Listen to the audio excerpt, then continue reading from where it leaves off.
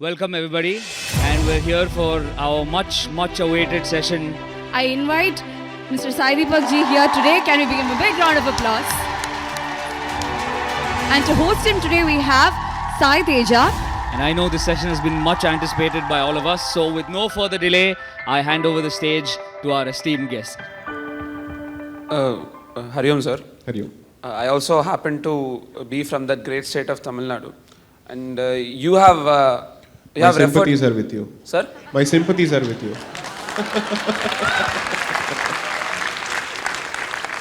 My question is in line of that, sir. So, you refer to one particular ideology as a very terminal disease. What would be, in your opinion, the effective medicine for that ideology? Which of the two? Both of them are terminal diseases. The ideology. Tiger or the snake? I don't know which you refer to. Okay, sir. I'll say it. How do you think Dravidianism could be tackled? Okay. Don't call it Dravidianism in the first place. What it is actually is secularized version of evangelical mentality. It is not an indigenous movement by any stretch of imagination. It uses indigenous actors to push a secularized version of a foreign faith system. That is the reality of it.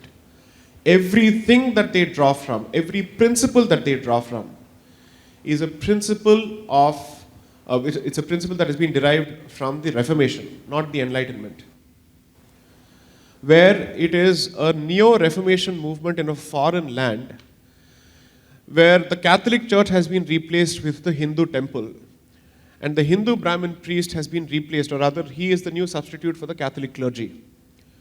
And therefore, the experiment of the Reformation is being conducted in Bharat with the very same end goal: to replace that institution and the guardians of that institution, and in the process take over the community that depends on that institution. That is the history of it. I ask myself the simple question, could the Dravidian movement have withstood the test of time and history as an independent indigenous movement without the support of external actors? Evidence says it couldn't have. It could not have. The best possible example for this is when the Home Rule movement was going on around 1914. The person leading the charge in the South and Madras Presidency was Annie Besant, because she was a member of the Theosophical Society of India. She had a huge interest in Hindu Dharma, so on and so forth. So she was leading the charge. The British government, or the British governor of Madras Presidency, specifically takes the position, and this is how he starts inciting and giving support to the Dravidianist movement there, that this is a Brahmin-led movement, the Home Rule movement. And therefore, non-Brahmins unite. And then come three different communities: Mudaliyars, Chettiyars, and Nayars, who are the founding communities of the Justice Party. The Justice Party is where the seeds of Dravidianism were sown. Interestingly, Justice Party was staunchly casteist. So it was not a fight against caste. It was a fight against one particular caste by three different castes. I'll tell you where the divide started. So the missionaries are constantly looking for an entry point into the Justice Party movement, because the first expectation of the missionary movement is established, which is go after the Brahmin. They started that. But going after the Brahmin is not sufficient as long as the other Hindus retain their caste identities. Because when they tried to introduce in the manifesto of Justice Party that we will abolish caste, how could they do so? Because they were after all fighting for their castes. So they removed that from the manifesto. This can't happen. The movement away from their own caste identities towards the Dravidian identity takes close to 20 years. And this is because of constant feeding of resources. So the British colonial establishment, along with the missionary establishment, is giving them help, saying, we will help you pit yourself against the Congress, this North Indian Brahminical patriarchal entity, provided you start dancing to our tunes. And slowly money is fed, the strategy is prepared, manifestos are outsourced to the colonial establishment for preparation. This happens for the period of 20-25 years. So the movement that you subsequently see, from the Justice Party movement to the self-respect movement, which is the Dravida Kazhagam being formed, is the movement of an internal fight transforming into a clear external actor taking over that fight. This is what happens when you involve an external player in your internal discussions. You can continue to have your difference of opinion as to which caste is dominating, which caste is supreme, so on and so forth. You can keep fighting till the cows come home, pun intended. But do not let the other person have a table or have a seat at this table. He has no business talking to us. Because when Muslim communities have their own differences of opinion, do you think they don't? Of course they do. Is a non-Muslim given an opportunity to sit and participate, let me help you with social justice as my goal? No, he'll say, get out. You have no business being here. That is our problem. So today as it stands, and at least for the last, it started in 1917, you add on the 20 years, I'd say around 1930s is when its true Christian form came out. 1930s, you're close to 2030s, 7 years, close to 90 years. The last 90 years is a history of a secularized Christian movement passing itself off as an indigenous movement, where it has effectively led to deep fissures. The worst possible secessionist movement in this country is not the Kashmiri movement, is not the Khalistani movement, it is the Dravidianist movement, and there is a reason for it. Kashmiris picked up the gun, or Kashmiri Muslims picked up the gun, making it possible for us to identify the problem. Dravidianists continue to be part of the democratic ecosystem. So you don't see them as a problem because you think they don't resort to violence. They do, but in controlled spurts. But the rest of the game is played by taking over institutions, academic institutions, media institutions, political institutions, and finally the end goal, religious institutions of Hindus alone. It is the worst possible form of cancer that could have ever afflicted, because the Kashmiri problem is a problem since 700 AD. It is a continuum of it. So it is identifiable. And it is an external problem. This is a problem which is internal in that particular sense because it has entrenched itself. It is the Trojan that has been introduced into the mind of the Hindu civilization. Next. All right. So you fight it by first calling it what it is. Dravidianism gives it legitimacy. Don't call it Dravidianism. It is secularized Christian movement, period. And just adding on to what Sir just said, ask any Dravidian functionary or ideologue, right, and its subsequent political outfit, the DMK.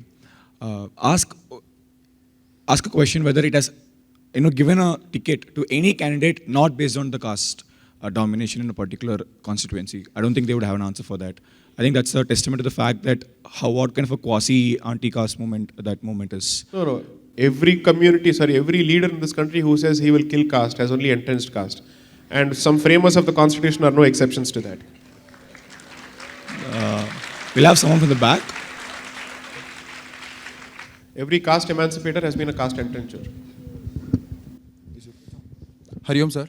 Hariom. Sir, it has always been a pleasure to hear you. And my question is that right now, I think the biggest problem or the biggest threat to this generation is wokeism. And it has been rising over all Europe and America. And it has finally arrived in India. And sometimes the problem is that they use some of the texts from Hindu scriptures to justify them. I don't know where do they get them from. I think they read the Max Muller translation. So how are we going to tackle this? Because I think that people think that these things are natural and these things have evolved over time and we are modern, so we should accept it. I know what you're talking about. I'll answer that directly. Yes, sir. So during the course of these arguments in the Supreme Court on same-sex marriage, here's how they used our own scripture against us. So when the Sabarimala argument was going on, they basically said myth, legend, bring in constitution. When the same-sex argument was going on, they said Ayyappa himself is the product of same-sex marriage apparently. This was the statement and submission made. Please go through the updates, you will see. I don't want to name the senior counsel who made the submission, but they said this. This was the exact statement being made. So when it suits them, they will come after us. When it suits them, they'll use our Puranas and Itihasas to beat us. And that was in fact even an incorrect statement. In any case, this is how they tried to present the argument. Then the next level of argument that was presented, and I'm sick and tired of this example being thrown around as if it's a sign of open-mindedness, the Khajuraho temple example. Everyone cites this example to say, look at the sculptures there, we were so open. How do you not know, or how do you know whether that represents the pinnacle of the civilization or the degradation of the civilization? What do you know about that particular phase of history to ask yourself as to what does that represent? You have no idea. You're simply shooting arrows in the dark. Because now it's a convenient example to use a temple against the temple, period. The better argument to be actually made is a slightly different argument, which is that this identity, let's call it the alphabetical identity, has actually been given a place of dignity. But that's very different from saying that it's been made the normative mainstream. It's a very different argument to be made. And in this regard, you'll actually find several LGBTQ activists of the Hindutvavadi mold who will tell you what the history is. The unfortunate reality of that movement is that even there Hindutvavadis are excluded because of their subscription to Hindutva. There are several instances where they actually say, we don't need your philosophy to establish dignity in our societies because we already have that. At least we have enough examples of that. The society may have forgotten it, but there is a history of that, of institutionalizing it, of giving them support systems to ensure that if there is a loss of livelihood because of the adoption of that particular identity, there must be an alternate backup, so to speak. These are examples that people don't wish to talk about. 3, clearly India is still a third world country, gradually moving up, but which has caught up with first world priorities as quickly as possible. Their problems have become our problems. And their problems have risen because of the lack of a spiritual grounding, and since they've achieved material prosperity, they don't know what to do after that. So they have started questioning everything. Am I a man? That is the next question. All sources of inquiry have come back and they've started biting you where it shouldn't. And you have started asking such fundamental questions that everything has been muddled. So which is why I don't think we need to do anything about the West. You sit back, have popcorn and Coke, they will implode. They will implode. What you need to do is to find ways of preventing that infection from spreading here. And there is no substitute for it if you think that this can be met only with logic and knowledge. In most circumstances in life, the filter is not knowledge. The filter is wisdom, and wisdom that is traceable to some spiritual grounding. That's usually the filter. As someone who comes or who's lived in Delhi for 14 years, it's a place which has everything to offer, the good, bad, and the ugly. Allow me to say this based on my first-hand experience, that had it not been for the dharmic filter, it's easy to get sucked into Lutyens' Delhi. So I think it's important to realize that the root of our problem is the lack of that core. Whether it is your self-loathing tendency or your inability to confidently own up to your association, how many people in this day and age are capable of actually saying, I go to the temple on so-and-so day. This is my temple day. I am observing this fast, and I will do so in your face. If you expect me to respect your fasting in a certain month, you will respect my fasting as well. How many people can say this? So, in the 4th or 5th year of practice, as long as I was in the South before I switched to law, in the land of Dravidianism, there were still friends and people coming across communities who would actually plan temple visits, which remains the case even today, age being no barrier to it. So I asked people in Delhi, why don't we actually make a visit to Mathura or any other place? Then Mathura, why? What's there? Well, there's a Janmsthan there. No. We can't be seen as going there. And these were people who came from academic backgrounds. Parents were academics. That explained everything actually. If you're an academic in Delhi, the red flag goes up immediately. Unless proven otherwise. And from there it has come to a point where now people are sporting Hanuman stickers on their cars openly, finally. That is what people aren't able to digest. Oh, angry Hanuman, angry Hindutva, toxic masculinity, they start. So, the society and schools cannot do what your parents must be doing. Because we are trying to catch up after the horses have bolted from the stables and trying to catch you at the tertiary stage, what should have been done in the primary stage and the secondary stage. So these are all band-aid efforts. The most localized, proximal, sincere and effective effort comes from the parent. I had the opportunity of reading out a message that I got on Instagram yesterday. Just allow me to read this out. And I'm not fabricating this. I can give you the timestamp also. I can tell you the name of the person, but I won't. Because the person has been kind enough to share such a heartfelt message that it was really moving. This is apart from all the hate mail that I get. And this is such a poignant message that I was just wondering how to respond to this poor child. So it says, this is a girl, and Hare Krishna sir, I'm an ISKCON devotee. I just saw your video where you're asking people to stop their children from becoming woke. This is why I'm picking up this example. From becoming woke. But what should those children do whose parents are themselves woke? What do you do for the child? No support system within the family. It goes further. I'm a devotee, but my parents, especially my father, is not letting me practice my faith peacefully. He is torturing me mentally. He is telling me, I will not let you complete your education. Go ask your God for money. I will not do anything for you from now on.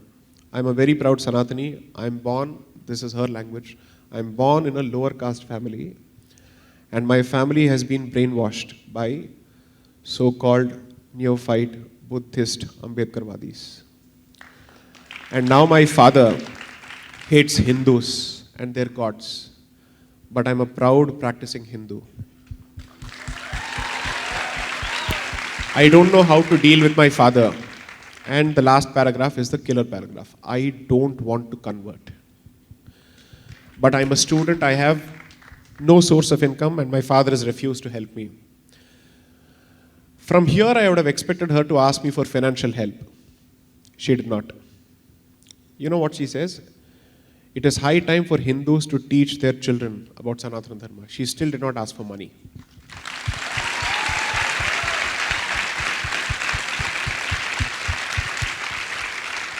You have that as an example, which is why I still have faith in Hindu youth across communities. And you compare and contrast this with the arrogant South Bombay types. I will say this bluntly.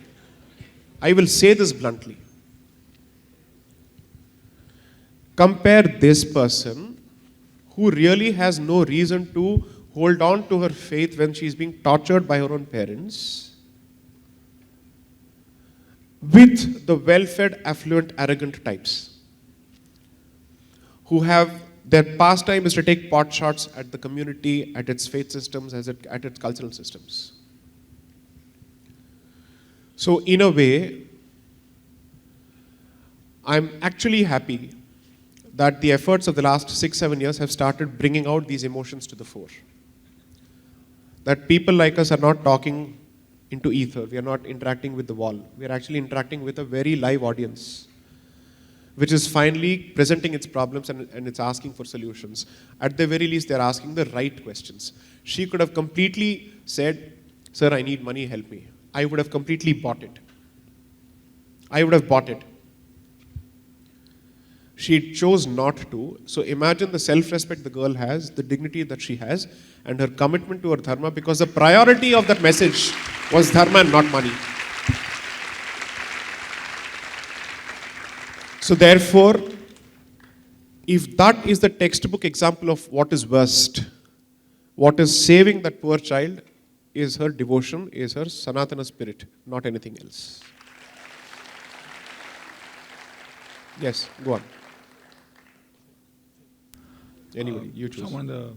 This is not scripted, so I'm not telling him who to choose.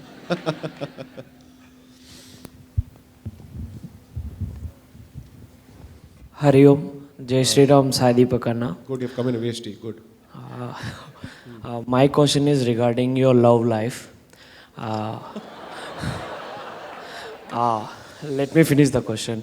Yeah. Whom do you love the most, Gandhi or Godse?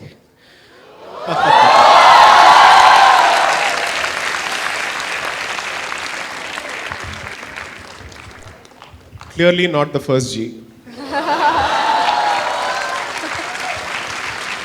See, it's like this. It's very difficult to even participate in this question in binaries. Be very careful about this. As time goes by, as you know more and as you live more, you will realize that you can't agree with anyone fully or disagree with anyone fully. Had it not been for his blind attitude towards Hindu-Muslim unity and the realities of that time, for the most part there were instances where I'd have agreed with Gandhi. I would still have not called him Mahatma, because deification takes away the sandarshan, the objectivity with which you're supposed to see a public person. Which is why before an event, usually people send introductions. So this is how we wish to introduce you. Sanatani warrior, civilizational warrior. You don't do any of these things. Way too young, way too premature. It should not happen at all. Don't do this. You're living in Kali Yuga. Be very careful before calling anybody Adi Shankara, before you call anyone even Swami Vivekananda, before you calling them Yoga Purusha or Avatar Purusha. Don't be so quick to celebrate people. Wait. Let time prove itself. 2, here's how I would have differed in strategy. Maybe. He was already irrelevant. He had become irrelevant, because the riots had proven him completely wrong. Everything that he had tried to work towards for 30-40 years crumbled like a pack of cards in front of him. He was being used as a figurehead by the rest of the Congress only for political legitimacy, because they had become stakeholders in power. So they needed him only as a titular presence, only as a presence, as a face. Beyond that, he had no value.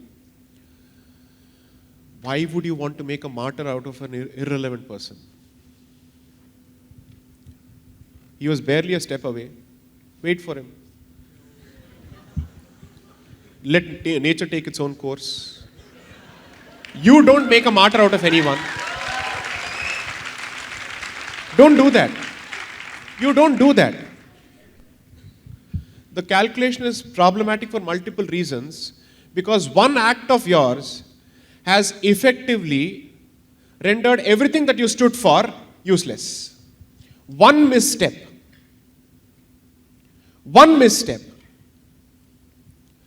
Remove that final act from the second G's life, and then ask yourself, What is it about him that you agree or disagree with? Take away that last act and then do the analysis. Similarly, take away Gandhi's last phase and do the analysis. It's unfortunately the final act that remains in public eye and public memory. Okay, violence is wrong. Killing of a person is wrong. Would you have said the same thing when Bhagat Singh killed Captain Saunders? Right. So in principle, you don't seem to have a problem with people killing each other, even if it's an assassination. Right. So now that we have addressed the central question, that use of force seems to be acceptable to you in certain instances, then what exactly is the problem? Is the next question. Did Shivaji go and embrace that Khan in a Jadoo Ki Jappi? No. That fellow wanted to, in a different way, but he got what he deserved. Right? Okay. Now, if these are the instances, what is it about modern history that has changed your attitude towards the use of force? Why is it that you seem to be perfectly okay with the use of force until 1857? Why is it that you're absolutely okay with the use of force in the medieval period? What changed? The introduction of this word called constitutionalism into Hindu spirit and public discourse. That changed. The introduction of the Arms Act, which took away your weapons, that changed everything. All your martial arts were proscribed and banned. That changed everything. So, I have just asked you a simple question. The person responsible for Jallianwala Bagh was assassinated in London. Do you disagree with it? Okay. Now, did the person who was assassinated participate in the massacre himself directly? No. He did not wield a weapon. And still you chose to go after him. Why? Because you hold him vicariously responsible for deaths of people. That is the principle behind it. So what comes out of this analysis is, you don't seem to have a problem with the use of force, and you also agree that there's no point in going after the foot soldier, you must go after the person who you think is responsible. Now, haven't the answers emerged? I ask you to apply your analysis. I am not justifying anything under the sun. I am asking you to transpose the very same logic to a different set of actors and ask yourself, okay, if this were to be fed in an AI system with similar factual circumstances and similar considerations, what would the chat GPT say? I am not saying anything. I have said nothing. Mahatma remains Mahatma. Yeah. Next question. Can you have someone from the back there?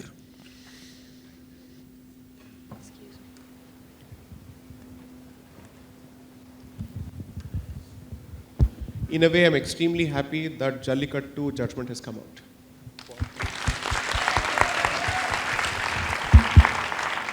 It is a martial tradition kept alive to keep the martial spirit alive in peacetime. Let it remain. At least let Kshatriya remain in some communities. Hariom sir. Yes. So just coming before the session, I was going about you in LinkedIn, in which it was mentioned that you had written 2 books. Yes. The second book's title was India, Bharat and Pakistan. Correct. The Constitutional Journey of a Sandwich Civilization. Correct. I was just curious, why did you name the title of the book as India, Bharat and Pakistan? Anybody who understands why I did that, please respond to the question. You understand why I did that? I've answered this question several times. Not that I don't wish to, therefore. I'm just saying, let's see if somebody in the audience has been paying attention to what I've been saying on this subject. The first book is called India, that is Bharat. The second book is called India, Bharat and Pakistan. Right? That means I trace, you want to give the answer? Dharani at the back, a girl at the back had the answer. Does the girl at the back wish to give the answer? Yeah. Please go ahead.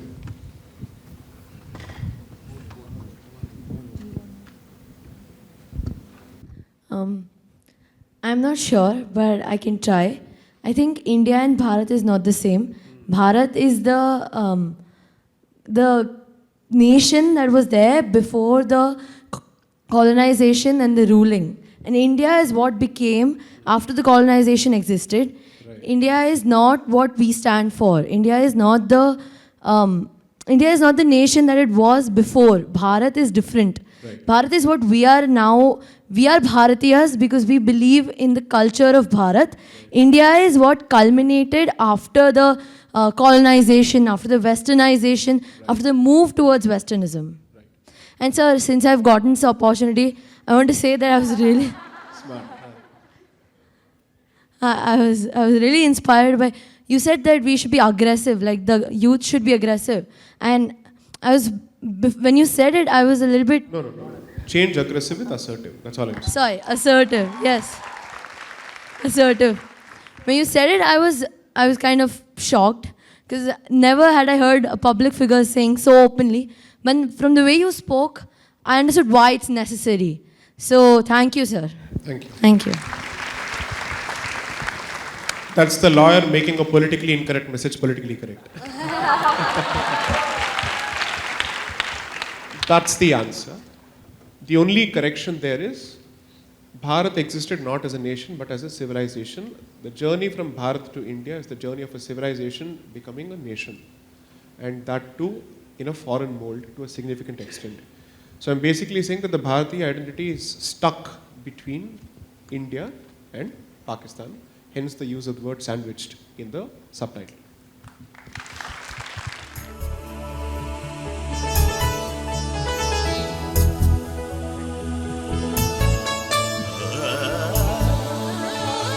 Bharat